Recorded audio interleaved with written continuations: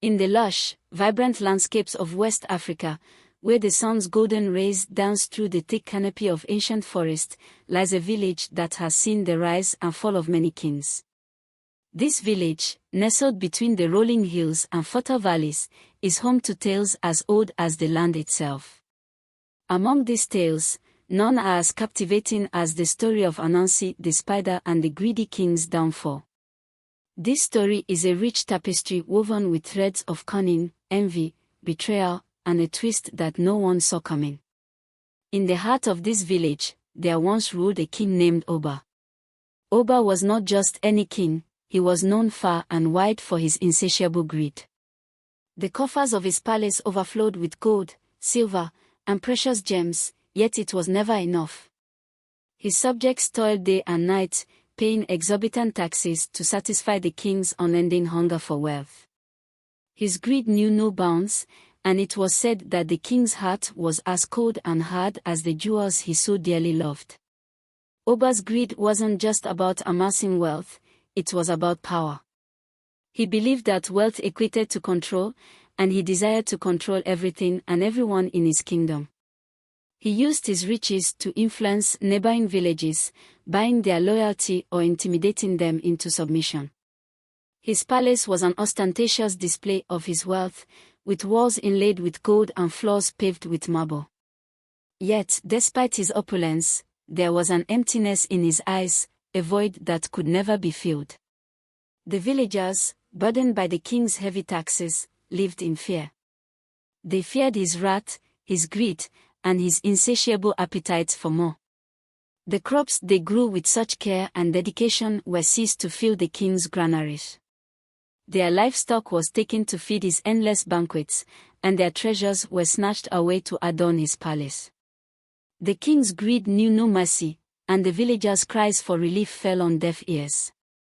Not far from the palace lived Anansi the spider, a creature of immense wit and unparalleled cunning. Anansi had observed the king's tyranny for years, watching as the villagers suffered under his oppressive rule. Anansi, known for his cleverness, was a beloved figure in the village. He was often called upon to solve problems that no one else could. His small, spindly frame and unassuming appearance belied his incredible intellect and resourcefulness. The time had come, Anansi decided, to teach King Oba a lesson he would never forget. But this lesson would not be straightforward. Anansi, the master trickster, knew that to truly humble the king, he would need to devise a plan so clever, so intricate, that it would unravel the very fabric of Oba's greed. Anansi's plan began to take shape one evening as he sat by his modest hut, weaving a web. He thought of the king's obsession with wealth and power and realized that to catch a beast, one must use the right bait. Anansi spun a tale of a magical treasure hidden deep within the forest, a treasure so magnificent that even the king's vast wealth would pale in comparison. The treasure, Anansi claimed, was guarded by powerful spirits who would only reveal it to a king of true virtue and humility. The idea of such a treasure would be irresistible to someone like Oba. Word of this treasure spread quickly, as Anansi had intended. The story reached the ears of the king through his network of spies and informants. King Oba, blinded by his desire for more wealth, could not resist the lure of this enchanted fortune.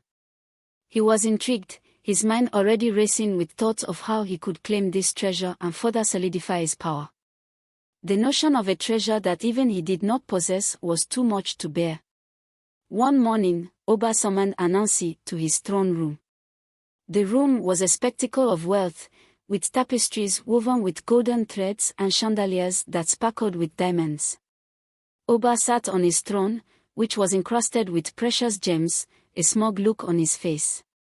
Anansi approached with a humble bow, hiding his true intentions behind a mask of respect and subservience. "Anansi," the king boomed, his voice echoing through the grand hall, "I have heard tales of a magical treasure hidden in the forest. You will lead me to it at once." Anansi, ever the performer, feigned surprise and humility. "Your Majesty, the treasure you seek is indeed magnificent, but it is guarded by spirits who will only reveal it to one who possesses true virtue and humility." Oba laughed, a harsh, mirthless sound. I am the king. There is no one more worthy than I. Prepare yourself, for we leave at dawn. The journey to the heart of the forest was treacherous and filled with peril. Anansi led the way, weaving through dense thickets and across raging rivers. The king, driven by greed, pressed on despite the dangers. He was accompanied by a retinue of soldiers and servants, all burdened with supplies and provisions. The forest was alive with the sounds of wildlife, the rustling of leaves, and the distant calls of exotic birds. Along the way, Anansi recounted tales of the spirits who guarded the treasure, spirits who could see into the very soul of a man. Only one with a pure heart could claim the treasure, he reminded the king. Oba listened with growing impatience, dismissing Anansi's warnings as mere superstition. His mind was consumed with thoughts of the treasure, of how it would elevate him above all others. As they ventured deeper into the forest, the spirits began to test the king. The first spirit appeared as an old woman, begging for food and shelter.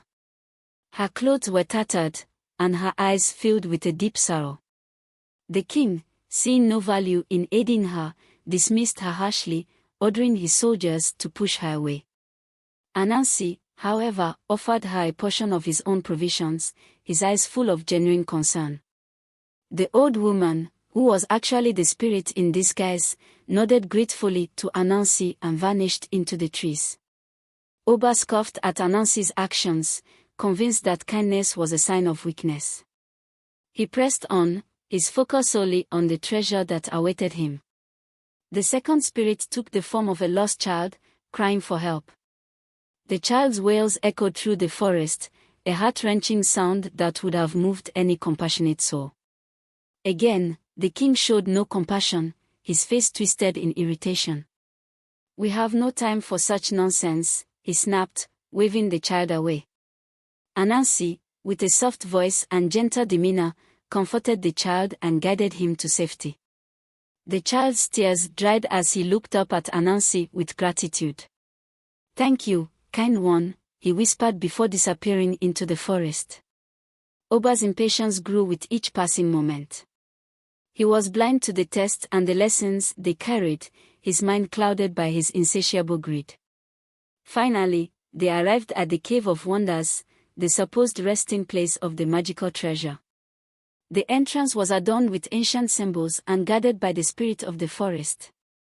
The spirit, a towering figure with eyes that gleamed like stars, gazed upon the king and Anansi. "Only one with a heart free of greed and full of kindness may enter," the spirit proclaimed, its voice resonating with the power of the forest itself. The king, confident in his royal status, stepped forward. But the spirit blocked his path, its eyes narrowing with disdain. "You have failed the test of virtue," the spirit thundered. "You are not worthy." Anansi, having shown kindness and humility throughout the journey, was granted entry into the cave. Inside, he found not a treasure of gold and jewels, but a treasure of wisdom and knowledge. The cave was filled with ancient scrolls, glowing crystals, and artifacts of great power and history. Anansi's eyes widened as he took in the sight, feeling a sense of awe and reverence. Anansi emerged from the cave, his mind enriched with the secrets of the forest. He had learned about the balance of nature, the importance of kindness, and the true meaning of wealth. These lessons were more valuable than any amount of gold or jewels. The king, enraged by his failure and consumed by jealousy, attempted to force his way into the cave. He shouted and raged, his face contorted with fury.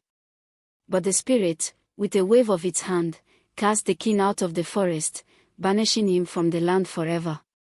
A powerful gust of wind swept through the forest, lifting the king and his retinue off their feet and carrying them far away from the Cave of Wonders.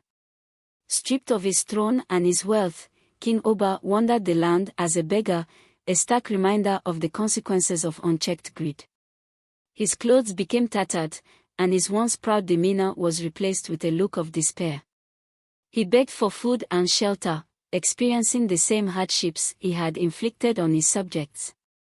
The villagers, freed from his tyranny, celebrated their newfound freedom and prosperity. They rebuilt their lives, their laughter and joy echoing through the village once more. Anansi, now a revered figure in the village, shared the wisdom he had gained, helping the people to live in harmony with the land and each other. He taught them about the importance of kindness, humility, and the dangers of greed. The villagers listened intently, their hearts and minds open to the lessons of the wise spider.